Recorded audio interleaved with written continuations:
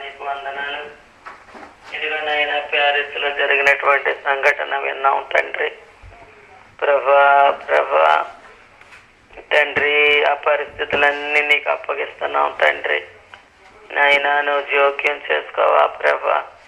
ఎక్కడెక్కడ నీ బిడ్డలు ఉన్నారో వారికి నీ కాపుదల, నీ భద్రత దయచేయండి.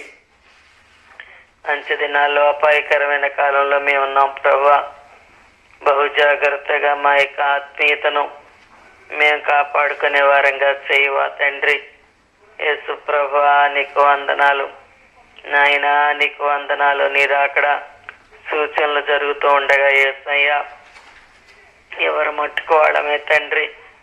నాయన ప్రభా, సిద్ధంగా ఉన్నామని నాయన సిద్ధపరచుకోవడానికి సహాయం చేయండి. 5 బుద్ధికల కన్యకల యొక్క ఉపమానాన్ని మాకు చెప్పారు మీరు. అయితే నాయన తండ్రి, వాళ్ళు కూడా తండ్రి ప్రభా అన్ని విషయాల్లో కూడా సిద్ధపడినప్పటికీ ఆ నూనె లేకుండా చేసుకున్నందువల్ల వాళ్ళు విడవబడిపోయారు తండ్రి. కనుక మా జీవితాల్లో ఏదైనా ప్రభా నాయన తండ్రి, నాయన విడవబడేటటువంటి పరిస్థితులు ఒకవేళ మాలో ఉన్నాయేమో పరిశీలించుకోవడానికి, నీ రాకడ జరిగిపోక మునిపే తండ్రి పరీక్షించుకోవడానికి, సరిచేసుకోవడానికి పరిశుద్ధాత్మ దేవుడా మాకు మెండైన సహాయం దయచేయండి. కూడుకున్న బిడ్డల్ని నీకు అప్పగిస్తున్నాం తండ్రి. నాయన, నీ రెక్కల కింద బిడ్డలను దాయండి. అమెరికా దేశాన్ని రక్షించు ప్రభువా. ఇదిగో నీ బిడ్డలు వింటున్నారు. విన్న మాటలు వారి జీవితాలలో తప్పనిసరిగా ఫలించేలాగా చేయండి ప్రభువా. ఎవరు మట్టుకాళ్లే తండ్రి. నాయన ప్రభా, నీ రూపులోకి మార్చబడేలాగా కృప చూపించమని నాయన బన్ని హస్తాల్లో పెడుతున్నాం తండ్రి. ప్రభా, ఈ యొక్క నెలలో దాని పట్ల మంచి కార్యం చేయి తండ్రి. ఏ దుష్టుడు బిడ్డ మీద దాడి చేయకుండా కాపాడు. నీ రెక్కల కింద దాయి తండ్రి. ప్రభువా, నీకు వందనాలు. నా ప్రార్థన అంగీకరించమని ఏ నామములో అడుగుతున్నావు తండ్రి. ఆమేన్. యేసు ప్రభుని గురించి నేను మాట్లాడుతున్నప్పుడు ఎక్కువగా ఆయన ప్రేమ, ఎటువంటి ప్రేమ మన ఎడల చూపించాడో అది ప్రజలకు చెప్తా ఉంటాను. హైందవులతో చెప్పేటప్పుడు కూడా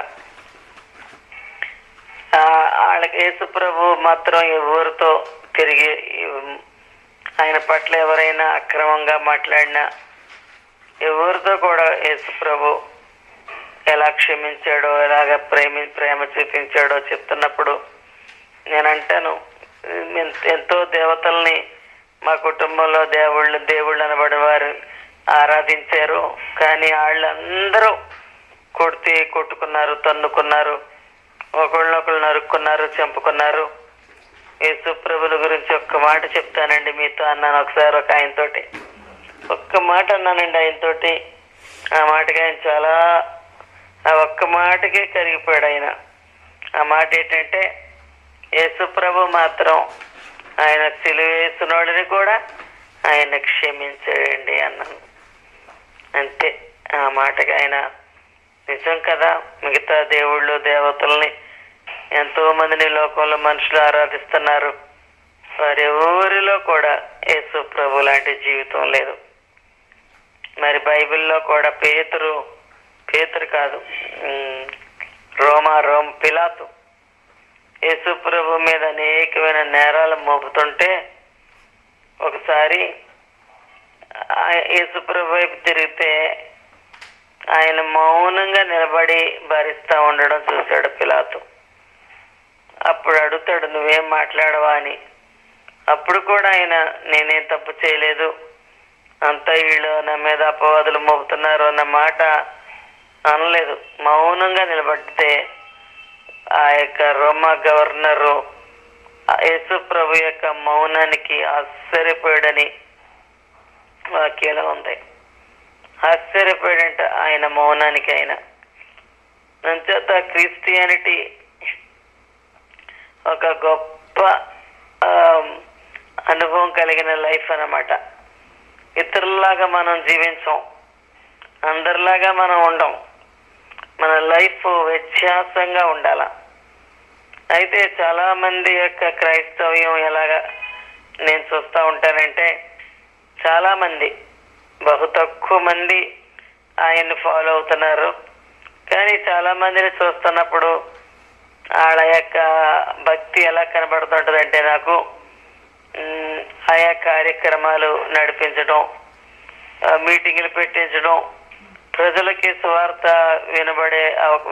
వినిపించడం, మరి ఇలాంటివన్నీ చేస్తున్నారు. కానీ చాలా మందిని నేను అబ్జర్వ్ చేస్తున్నప్పుడు దేవుడితో ఒక సంబంధాన్ని పెట్టుకొని, రిలేషన్ పెట్టుకొని, మనం ఎలాగ జీవించాలని దేవుడు ఆశపడుతున్నాడు, ఎలా జీవించాలని ఆయన కోరుతున్నాడు అనేటటువంటి ఆలోచన కలిగి అనేక మంది ఉండలేకపోతున్నారండి.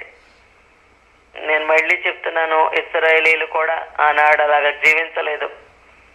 కేవలం మాకు మాంసం కావాలి, అది కావాలి, ఇది కావాలి అని దేవుణ్ణి శోధిస్తూ జీవించారు తప్ప పాలు తెన్నులు ప్రవహించే దేశం చేరుకోలేదు వాళ్ళు.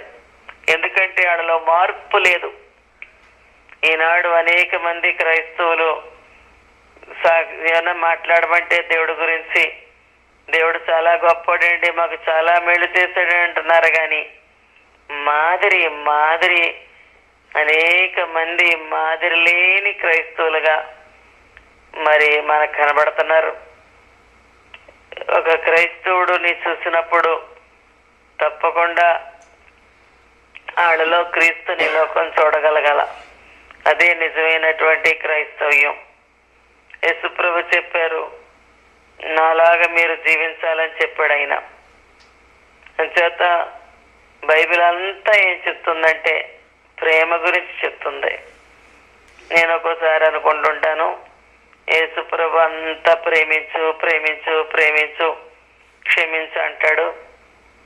ఎంతమందికి ఇంత మీటింగ్లు అంటే పొలోగా నిలిపోతున్నారు జనం, లక్షల మంది. ఇలాగ మీది చాలా బాగా జరిగింది, అలా జరిగింది, ఇలా జరిగింది, ఇంత జనం వచ్చారో చెప్తా ఉంటారు. కానీ ఎంతమంది క్రీస్తుని పోలి జీవిస్తున్నారంట, ఎంతమంది యేసుప్రభు యొక్క ప్రేమను కలిగి ఉన్నారు.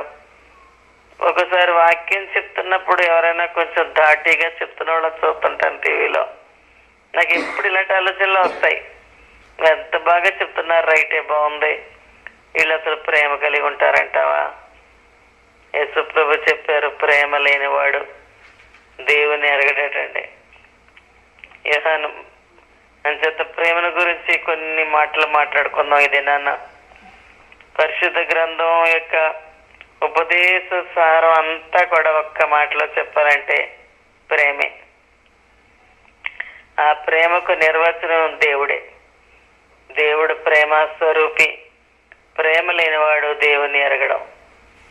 యోహాను సువార్త 3:16 దేవుడు లోకమును ఎంతో ప్రేమించను, కాగా ఆయన తన అద్వితీయ కుమారునిగా పుట్టిన వాని యందు విశ్వాసముంచు ప్రతివాడును నశింపక నిత్యజీవం పొందినట్లు ఆయన అనుగ్రహించను.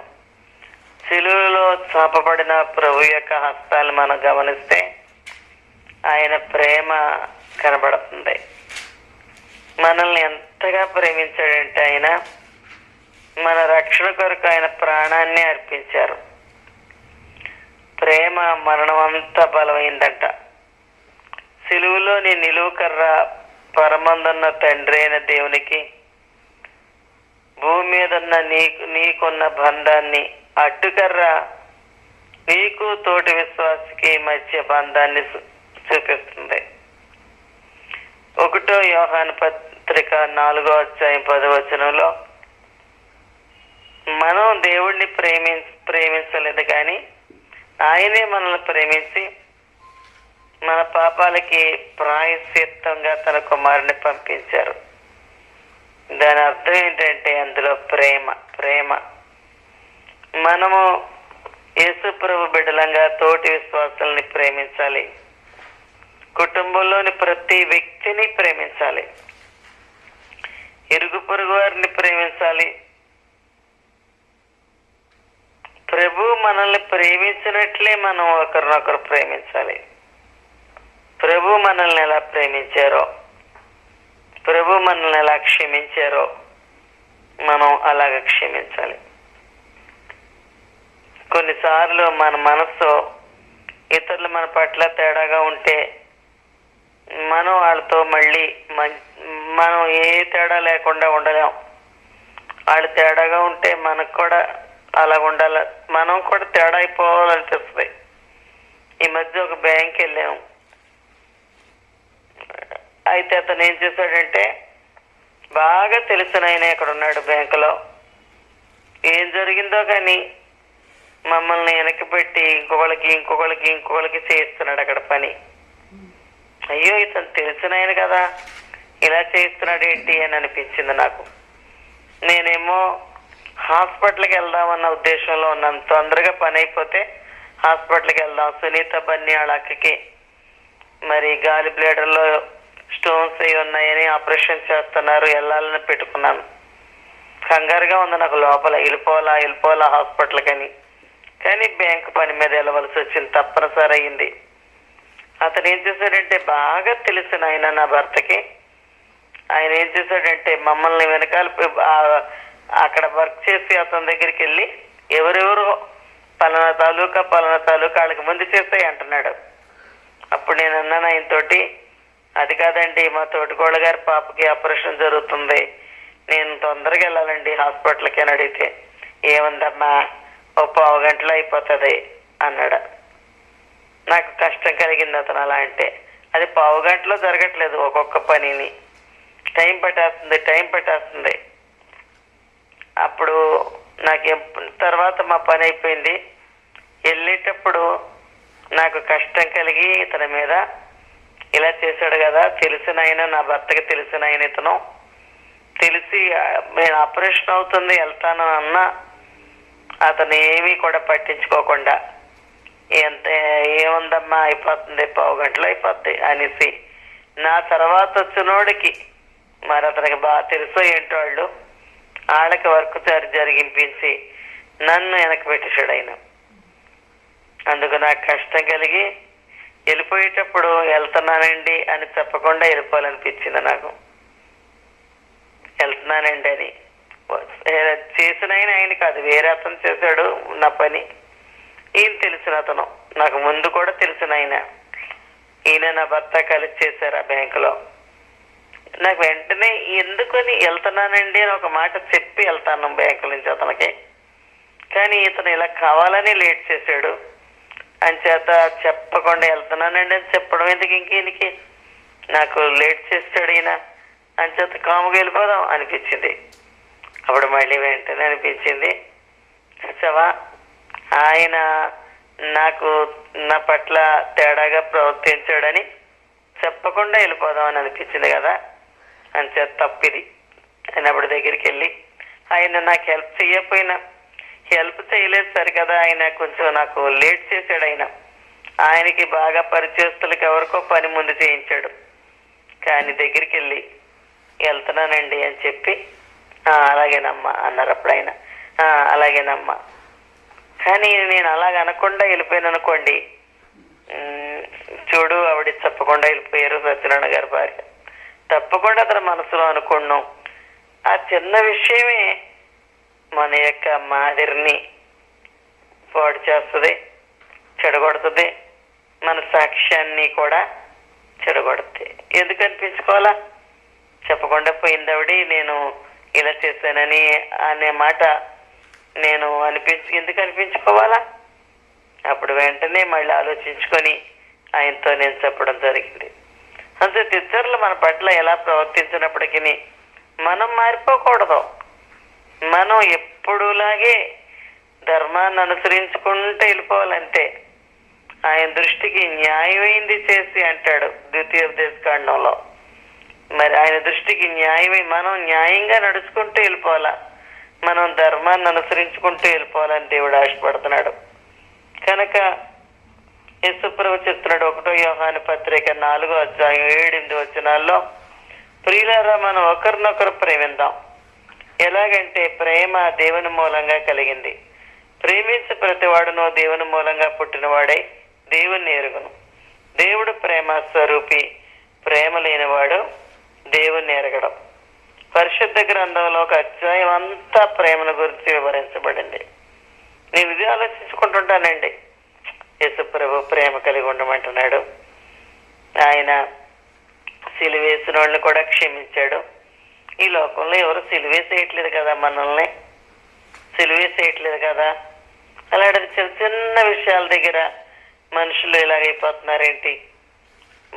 మాలో మేము అనుకుంటుంటాం, మా పిల్లలు మనం ధన్యులం అయిపోయాం, దేవుడు మనకి తెలియపరిచాడు, మేము ఎవ్వరితో అసమాధానంగా ఉన్నాం. ఎవరైనా మా పట్ల తేడాగా ప్రవర్తించిన సందర్భాలు, మాకు కష్టం కలిగించిన సందర్భాలు మా జీవితంలో కూడా ఎదుర్కోవడం జరుగుద్ది.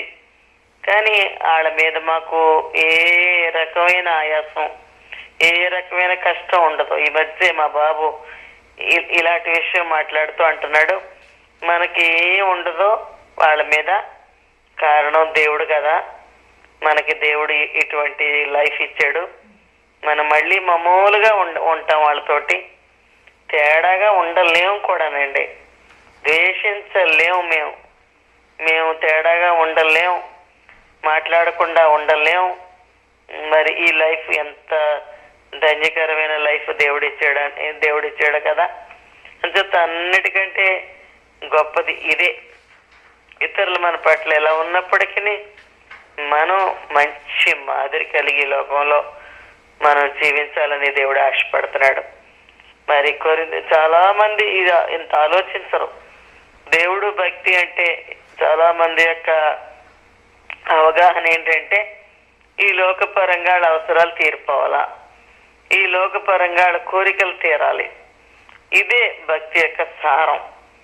మేము ప్రార్థన చేసుకున్నామండి, మాకు ఇలా చేశాడు దేవుడు, మేము ప్రార్థన చేసుకున్నాం, మాకు ఇలా చేశాడు దేవుడు, ఇంతే తప్ప మేము మా జీవితాల్లో దేవుడు మేము మా మనసాక్షిని ఇలా కాపాడుకున్నామండి, మేము పలానా సందర్భంలో మేము ఇలా ప్రవర్తించామండి, మేము ఇలాగా ఉన్నామండి అని ఇలాంటి సాక్ష్యాలు చెప్పాలని దేవుడు ఆశపడుతున్నాడు.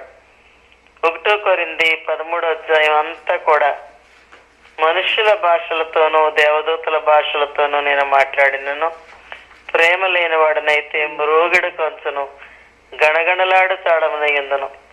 ప్రవర్తించు కృపావరము కలిగి మర్మాలన్నీ జ్ఞానమంతా ఎరిగిన వాడినైనను, కొండలను పెకిలించగల పరిపూర్ణమైన విశ్వాసం గలవాడనైనను, ప్రేమ లేని వాడనైతే నేను వ్యర్థుడను.